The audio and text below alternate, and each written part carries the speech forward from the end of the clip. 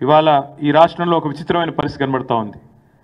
ఎందుకంటే 8 మంది BJP parliament సభ్యులు ఉన్నప్పటికీ 8 పైసలు కూడా మనకు బడ్జెట్లో వచ్చిన పరిస్థితి లేదు.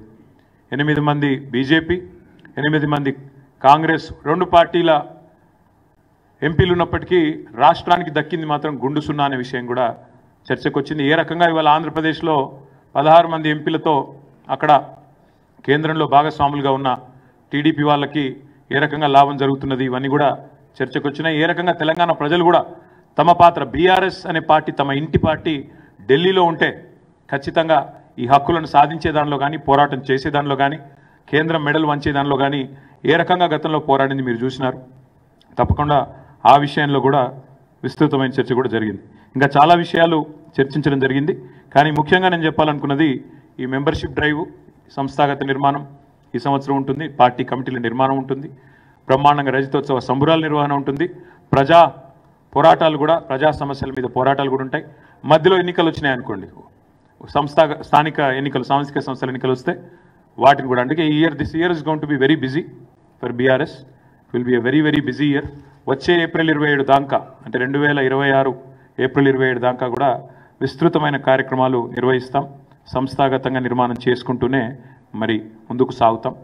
మిగతా విషయాలన్నీ కూడా రాబోయే 4-5 రోజుల్లో పెద్దలు కేసీఆర్ గారు నిర్ణయించిన తర్వాత కమిటీలు, వివిధ బృందాలు ఎవరెవరు ఏం పని చేయబోతా ఉన్నారు, ఏ రకంగా ఈ రజతోత్సవ నిర్వహణలో పాల్పంచుకోబోతా ఉన్నారు, సంస్థాగత నిర్మాణంలో ఏ రకంగా మరి ఎప్పుడు మెంబర్షిప్ డ్రైవ్ స్టార్ట్ చేస్తాం, ఇవన్నీ కూడా వివరంగా.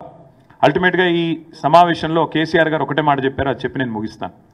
పార్టీలు గెలుస్తుంటాయి, ఓడిపోతుంటాయి. ప్రజాస్వామ్యంలో ప్రజలు గెలవాలి, తెలంగాణ సమాజం గెలవాలి. ఇది మా ఆలోచన విధానం. ఇది బీఆర్ఎస్ యొక్క ఈరోజు సమావేశం యొక్క సారాంశం. Thank you. వాళ్ళు అసెంబ్లీ పెట్టడానికి భయపడుతున్నారు బ్రదర్. ఇప్పుడు దాని గురించి అసెంబ్లీ పెడతానికి భయపడుతున్నారు కదా.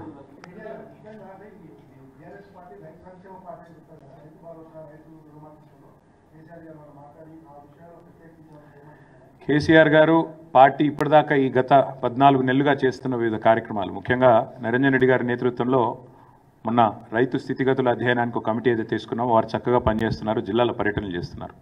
ఇంకోవైపు రైతు దీక్షల పేరిట ఇప్పటికే 6 చోట్ల 6 వివిధ జిల్లాల్లో కార్యక్రమాలు పెద్ద ఎత్తున పార్టీ నిర్వహిస్తూ ఉంది.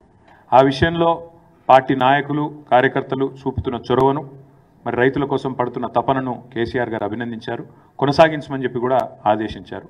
కాకపోతే కేవలం రైతు సమస్యలే కాకుండా కార్మిక వర్గాల సమస్యలు ఉన్నాయి. ఇప్పుడు మహిళా దినోత్సవం రాబోతా ఉన్నది. మరి మహిళల్ని ఈ ప్రభుత్వం చేసిన మోసం, జనగణన కులగణన పేరుతో బీసీలను ఈ ప్రభుత్వం వంచిన విషయం, ఇవన్నీ కూడా చర్చకు వచ్చినాయి. అందుకే కొన్ని చెప్పాను, కొన్ని చెప్పలేదు. కానీ చాలా విషయాలు, దాదాపు 30 మంది వక్తలు మాట్లాడారు, 4.5 గంటల సమావేశం. కాబట్టి మీరు అర్థం చేసుకోవచ్చు, రాష్ట్రంలో బహుశా ఈరోజు మీ పేపర్లో రాని సమస్యలు కూడా అక్కడ చర్చకు వచ్చినాయి. కాబట్టి అన్ని విషయాలు కూడా కూలంకషంగా మాట్లాడడం జరిగింది. మేము అడిగింది ఏంది, ఒక్క నిమిషం, మేము అడిగింది మీరు చేసిన కులగణన తప్పుల తడక రీసర్వే చేయండి అన్నాం. మళ్ళీ ఒక పరిహాసం మాదిరిగా, ఒక జోకులాగా, ఎంత సిల్లి అండి, నాకు అర్థం కాదు. అసలు కామన్ సెన్స్ ఉందా ముఖ్యమంత్రికి? అసలు ఇప్పుడు కేసీఆర్ గారు, కేటీఆర్ గారు పాల్గొనలేదని పదే పదే పదే పదే పాడిందే పాట అన్నట్టు అది చెప్తా ఉన్నాడు. నా ఎలక్షన్ అఫిడవిట్ నా కులం లేదా, నాది ఏం తెలుసుకునేది? కొత్తగా ముఖ్యమంత్రి సంవత్సరం నుంచి అవుతూనే ఉన్నాడు నా మీద, ఏం కేసు పెట్టాలని. నా గురించి తెలియదు ఏముంది? ఆయన ఆస్తుల వివరాలు ఉన్నాయి, నా కులం పేరు ఉన్నది, నా అన్నీ ఉన్నాయి. ఆయన దగ్గర లేనిదేం పాడైంది?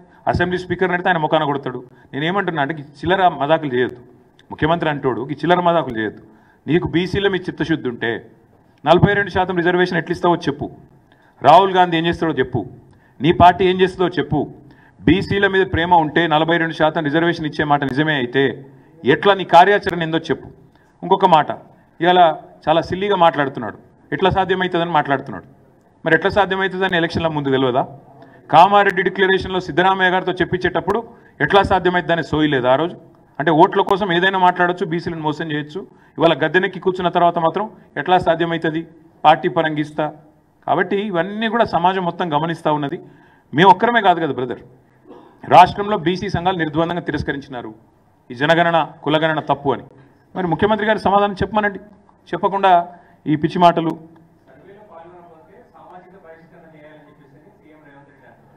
ఎవరిని ఎవరు బహిష్కరిస్తారో చూద్దాం బ్రదర్. ఎందుకంటే ఆయన ఎవరు దేక్తలేడు, ఆయన బాధ ఆయనకుంది.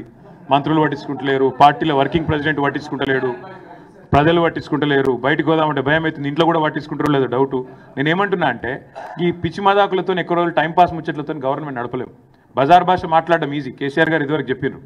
బజార్ భాష మాట్లాడి 4 డైలాగులు పంచ్ డైలాగులు కొట్టడం ఈజీ, పరిపాలన చాలా కష్టం. అలా కూర్చుంటే తెలుస్తుంది. ఇలా ఎవరి సత్తా ఏందో ప్రజలకు అర్థమైంది.